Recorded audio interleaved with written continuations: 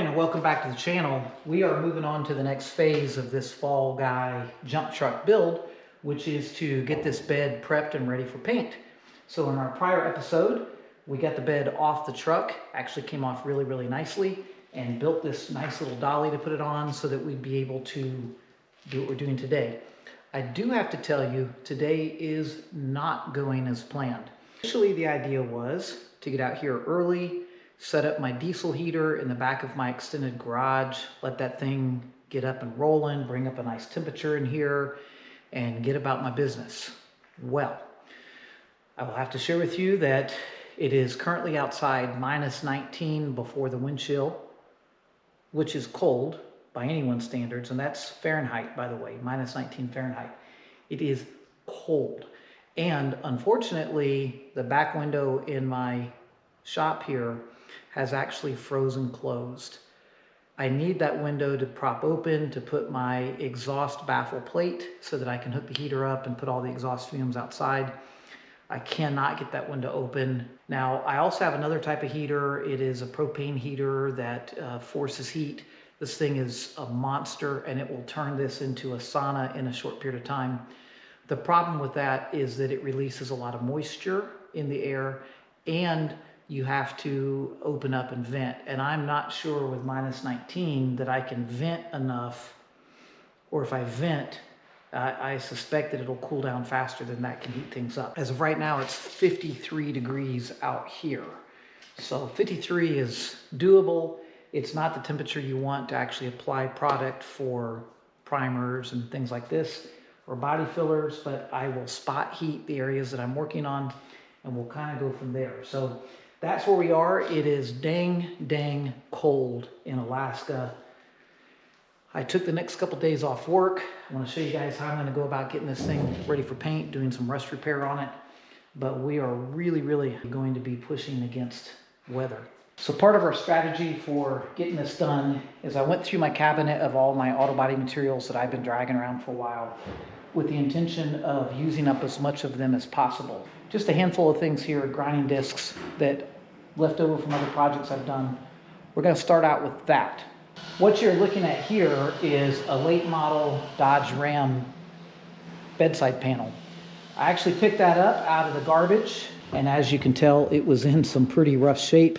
Looks like it was a good call to have replaced this particular fender, whoever used to own that truck. But the reason why I grabbed this is I was initially thinking about going to a couple of the major vendors and purchasing patch panels for the bed and the cab corners. As of right now, they are out of stock. So that's not going to be an option, and we need to get this done now. So choices I have would be to tape it up and body fill it for the purpose of the jump truck. Get some straight sheet metal from the hardware store and beat it and pound it in shape, put it on. Or in this case, this particular quarter panel, it's not my preference because the wheel wells are kind of rounded on these Dodges and you got a lot of holes for where the fender flare was. But this has a lip, a wheel well lip that I can work with. And something else pretty fascinating, we have a lot of corners here between the ends and around. And I believe that these corners are going to come in handy to make our cab corners. So we should be able to put that to use plenty well. So we'll get into that here shortly. My insane plan here to try to heat that windowsill up to the point that I can get it open, I can get that wooden filler you see right there in, hook up my battery, get the old diesel heater over here pumping out some hot air, some good dry hot air. A quick trip to CarQuest over in Wasilla and picked up some supplies that we definitely need. So this is your typical square body quarter panel rust. Looking at this thing, it's been repaired before. There's plenty of body filler in here. I ground back and got to some clean metal. I'm leaving this here for the moment because it's kind of going to be my guide. We're going to need something that's maybe about 13 inches by 4-ish inches. Go over here and see what we got. All right, I've made the decision that this piece of cardboard is the exact size we need. So not exactly right, perfect, but It is starting to look a lot like square body build. We're getting pretty darn close. I think I'm going to run a zip screw in here to hold that in place while I'm, doing the other things. It's going to help me to beat and pound it in place. But yeah, we're starting to have a quarter panel again. What do you call in a Dodge Ram and a Silverado getting bed together? Huh? I actually don't know, but probably this. So this is in here. This is going to mostly work.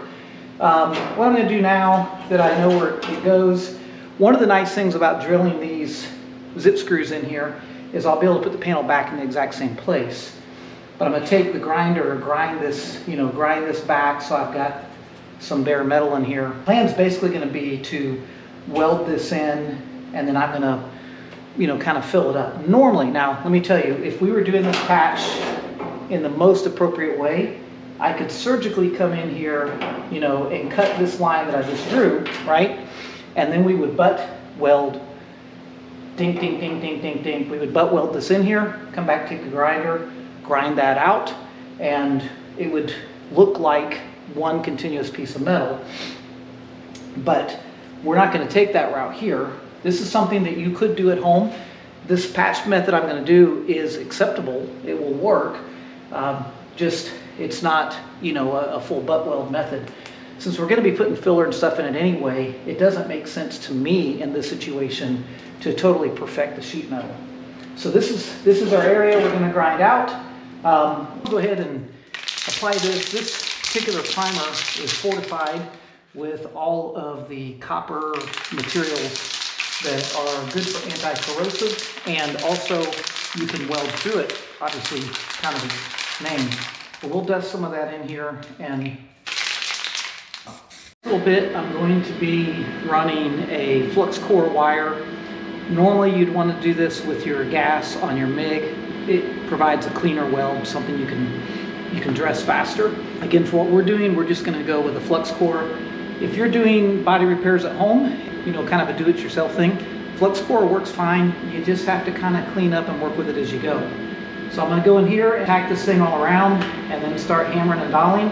I put it on the vise a little bit and tried to put a bit more of a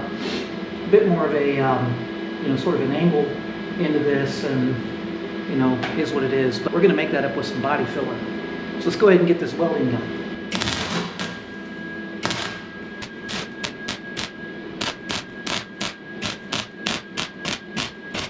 I'm going to let it cool down a little bit. Take my grinder. I basically used the holes that were in it already to kind of plug weld. You're dealing with some rusty metal here, and running the flux core is a little tricky. Basically what's going to happen now, I'm going to go ahead and grind all this down, grind it a bit smooth, kind of beat it in, rough it up back here. We're going to put the plastic filler on, and suddenly, magically, you're going to have a reasonably decent looking fender here.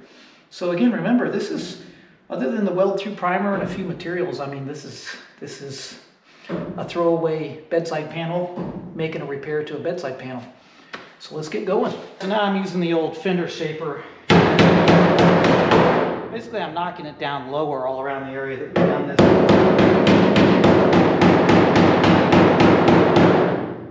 So I can bring it up with the filler, of course. I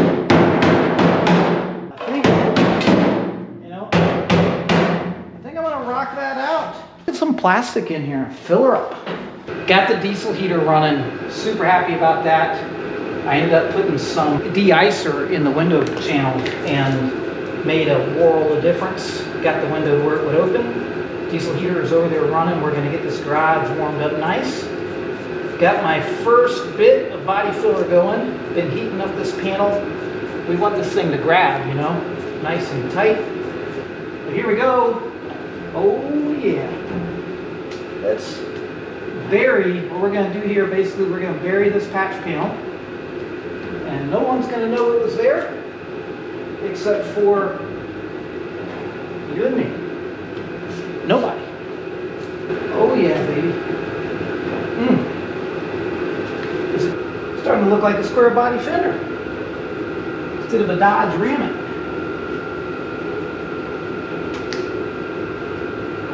There's the first little bit. I got something weird going on here. I don't know what I did wrong.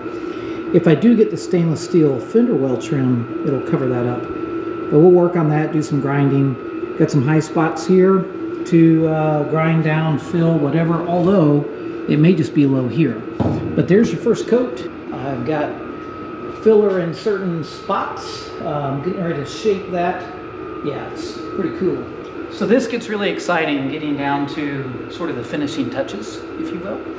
And one of those is recreating this lip as much as I can. Now, the Dodge Ram quarter panel didn't have the step lip on it. It just rolled smooth. So I beat it, as you saw, hammered it, did things to make it go, and created a bit of that. And now, if you take a piece of tape, as you've seen me do here, and protect the area that you're not wanting to get into, you can stand up to it, and I'm just using my DA roll here, but you can stand up to that line to create or to enhance that body line that wasn't there before. So just gonna spend a little time doing this. You know, pretty happy. It doesn't match the other side like 100%, but it's close enough to make it go. And what's nice is this thing's, you know, it's nice and solid. It's attached to the inner structure like I showed you, and it's all welded in, looking good. So I'm expecting this to last for the time that it needs to last for and look pretty decent. So we'll take that line off, and you can see that I've been able to create that flat line there. I've gotten this to 320. So really, I'm done with this side for now. I'm gonna get started on this right-hand side. Gonna be fighting the weather a bit today. I think we're looking at about 8 inches of snow coming in, and it is actually about -10 outside right now. We have it right in the garage. We're about 55 out here right now. All right, well, a little bit of 36 on the grinder, and you see what happens on these trucks. There's a double layer in this panel. Moisture, sand, crap gets stuck between the outer layer and inner layer, and that's why you end up with this kind of corrosion on a square body right here on the back side of the fender. And looking at this thing, it has had some severe amounts of body filler put in it prior to me. So this was all cracking out here. Look how thick that is. That's thick. You shouldn't be putting body filler in that thick. So this really got clobbered at some point. This was all cracking out, corroding up underneath it. Really got my work cut out for me. About a year ago or so, I went on to Amazon and bought a paintless dent repair kit. Mostly out of curiosity. It was $100, and it came with a ton of things, including this giant glue gun. And I used it with limited success on the 08 GMC Sierra that we put our truck camper on. So I've been really curious about this. I probably should not have sanded this first. That may have been a mistake in terms of getting this glue to adhere. But I'm gonna go ahead and try to put a couple of these tabs. I've got a dent scrape right here that's pushed this quarter panel in, and one right here. And you know, if I could get that out with a little bit of effort, it's worth it. I also went ahead and cut out the main rotted metal down here. That forward portion of the bedside is really just a total loss. Whatever went on up there is serious. I'm talking, I've got body filler that thick. I didn't put it that thick over there when I did my quickie repair. That's just really, really crazy what's going on. So we're gonna do the best we can with that. This right here though, I'm gonna try to put these little glue pull tabs, you know, along the crease. We'll see what happens.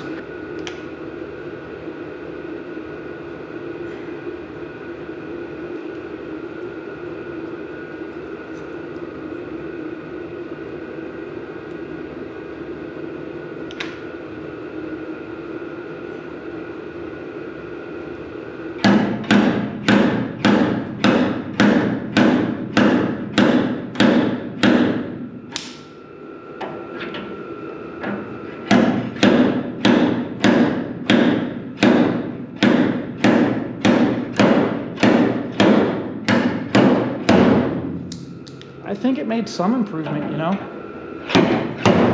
That one just came right off. That came right off.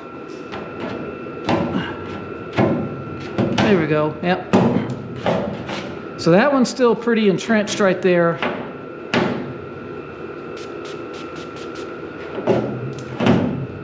That one came out a little bit better, you know, but this one,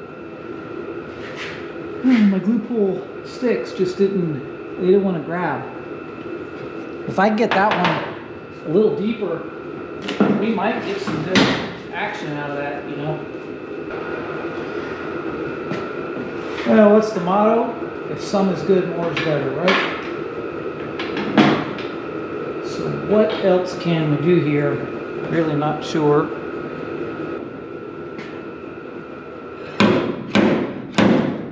I mean, I can see the panel, steel panels have the memory.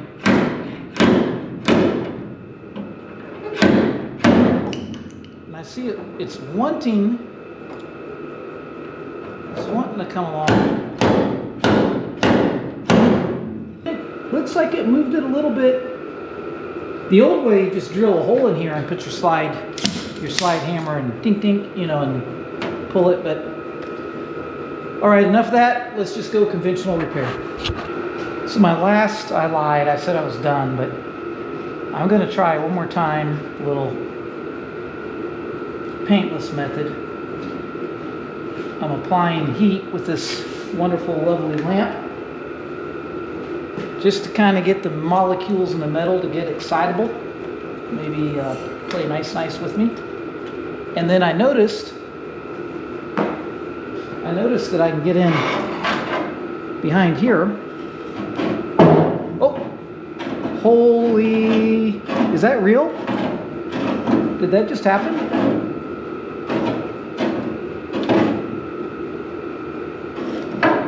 Okay.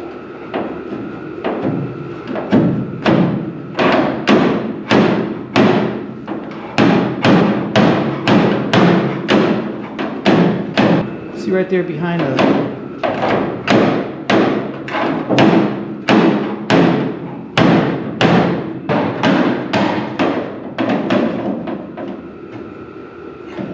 I don't know if it's going to try to come back when it cools down, but man, maybe that's it. So I've got my patch panel template right here.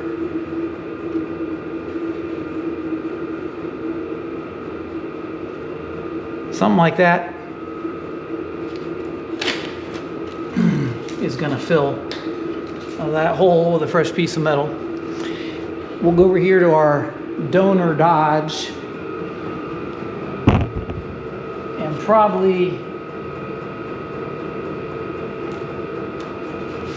just match something up like that. Cut that out. Template ready to go. Patch in place. Time to tack some welds. For those of you that might be hating on me for threatening to destroy the truck like I am, I just want you to see where someone else actually had honestly destroyed the truck in terms of the way they did their repair work on it. That's a lot of body filler, guys. That's a ton of body filler. So, I just noticed up here, I need to V out another crack that I can see in order to fill this. But yeah, this bedside must have been hit right here because it is in really rough condition. And basically all this is make-believe Bondo. Bondo fill number 1. My goal is to keep it under 3 total fills. Obviously the area we did the little PDR, I went ahead and pulled a skim coat over it. I don't do this for a living and I don't do it that often. So I'm not as efficient and quick and smooth as the pros, but we do try to get it done. So coat 1 in, and it's really easy to look and see where the low spots are based on the difference in sanding and filler. As you go, it gets harder and harder to see the low spots. On a higher end paint job, we would certainly come back and begin doing something called guide coating. We'll talk about that maybe later. My magic secret weapon in dealing with damage that extends over this large of an area is just a longer sanding board.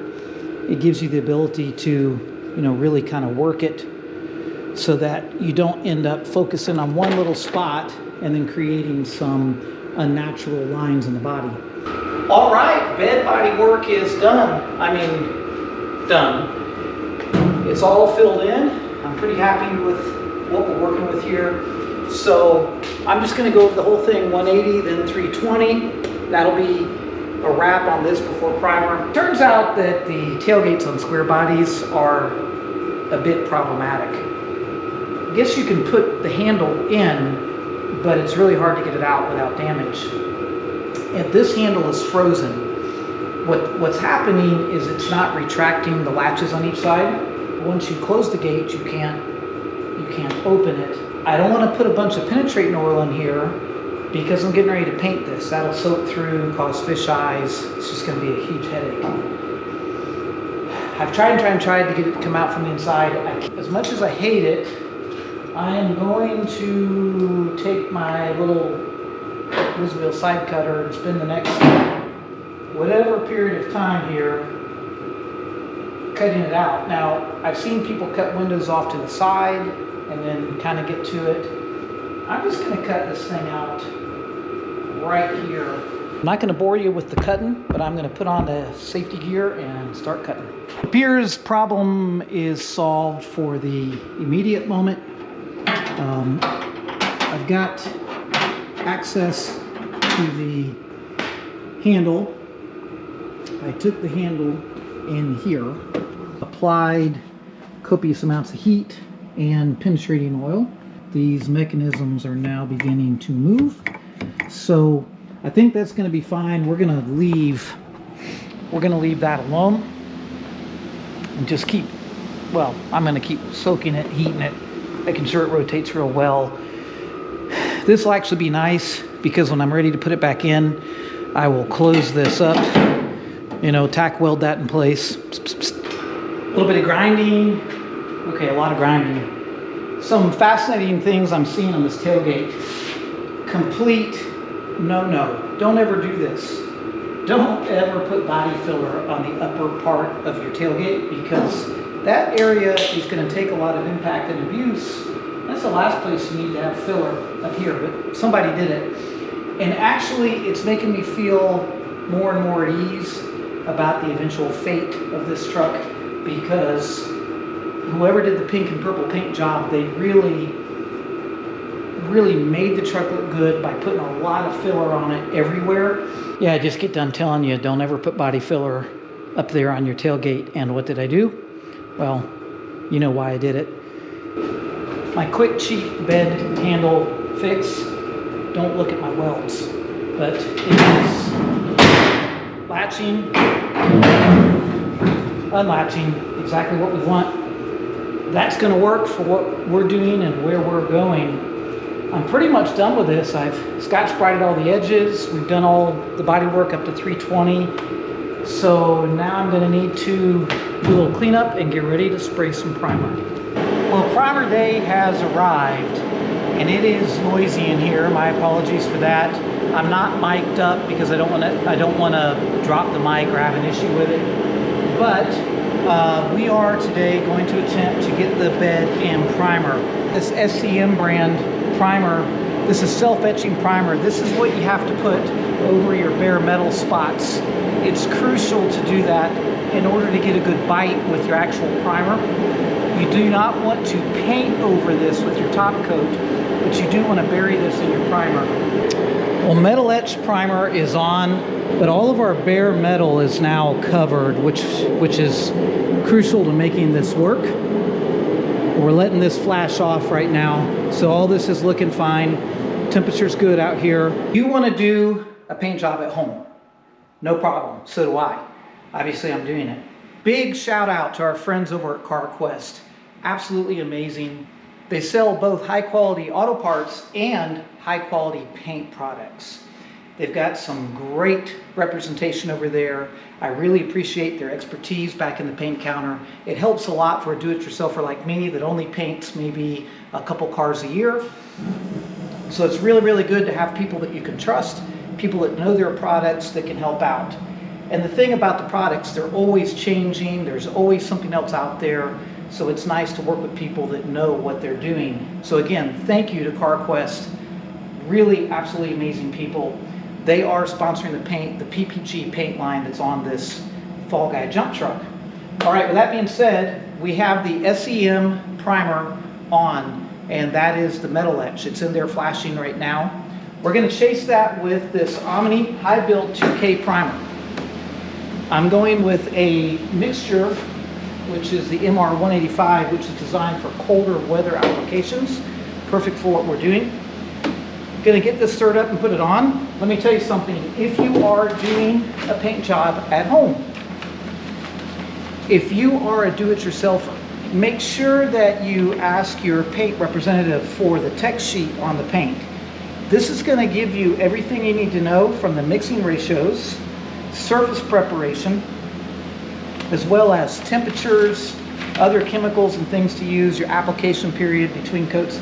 This is really, really huge, extremely important information. You want to make sure that you have that. So that's a big plus. You obviously want some safety.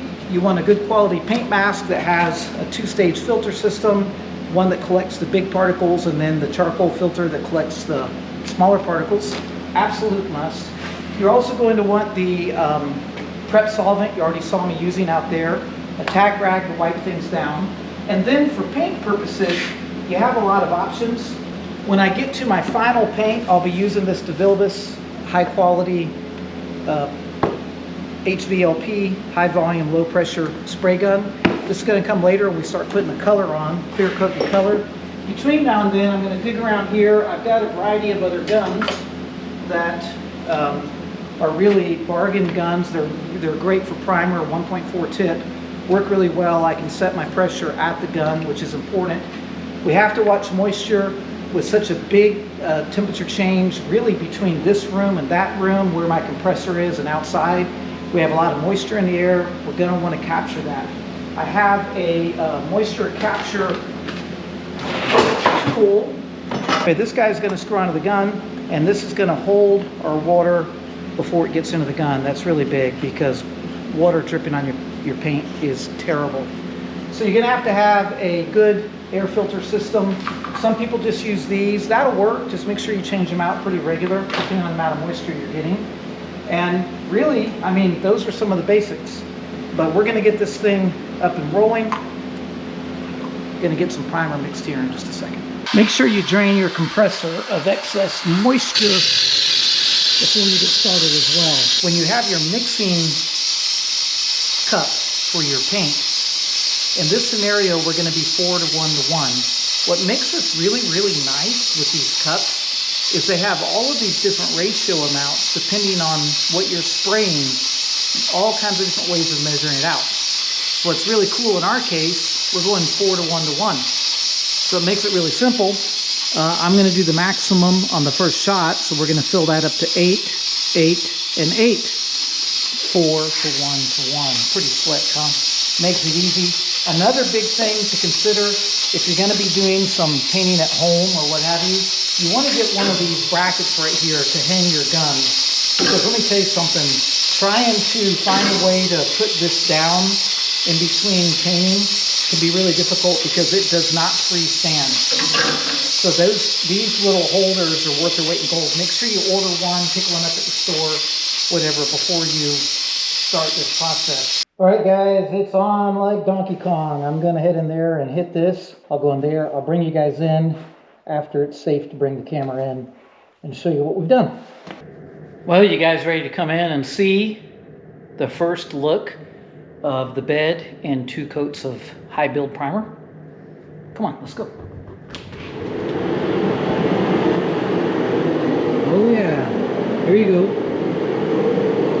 So the thing is, I can now see a lot of the issues with it that just kind of get hard to see when it's multicolored and that sort of thing. The tailgate is going to be brown complete, and we're going to put some kind of a stainless cover here, aluminum, whatever, with a GMC emblem. No one's going to see that. That's fine.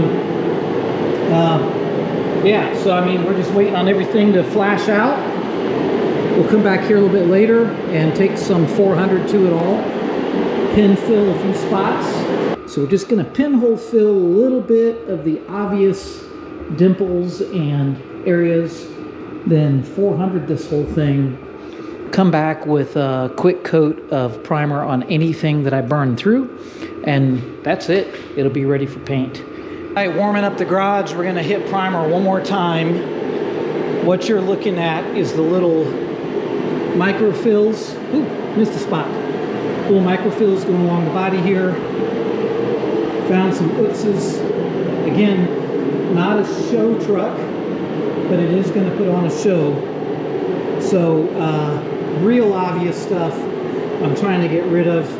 If this were a show truck, or even, I don't know, just a truck that you were doing a nice paint job on, we would guide coat and long block it, and there would be, you know, probably 1,000 of these little spots found as we go that we would block and remove. We're not going to do that where we're going. Get some more primer on it, and we're going to call this one done for the day. The next project will be starting to cut all the metal out. The next thing will be cutting all the bad metal out of that, getting it ready for paint.